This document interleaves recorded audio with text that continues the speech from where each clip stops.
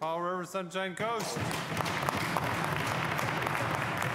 Thank you, Mr. Speaker. Well, last week, I think people in the community living sector were disappointed when the throne speech had no mention how this government was going to try to repair the credibility gap that they created with CLBC.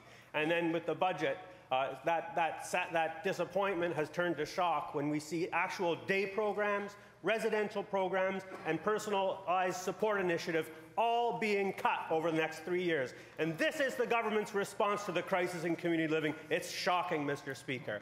And when the Minister of Finance says, "I'm sorry, I can't afford it," I'd like the Minister to tell that to the family watching these ads, these partisan ads repeated over and over, when they're struggling to get by on a day-to-day basis. This is...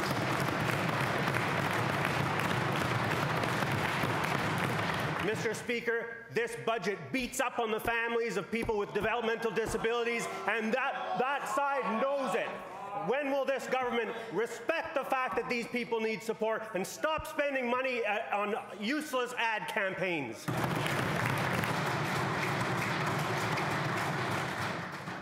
Minister of Finance.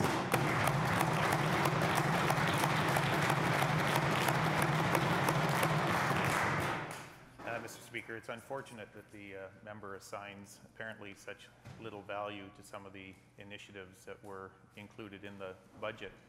If he thinks back, I think he will acknowledge that I said at the outset, given our commitment to achieve balance in the budget, the new spending was admittedly modest, and certainly modest by pre-election standards in this province, dating back some decades.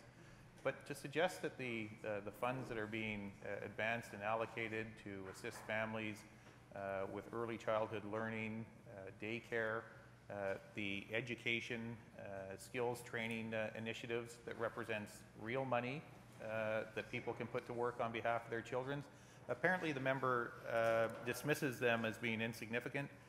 I don't, we don't, and as I am learning from correspondence and contact around the province, families are grateful and accept the fact and applaud the fact that the government is managing the provincial books in precisely the same way they have to manage their household books.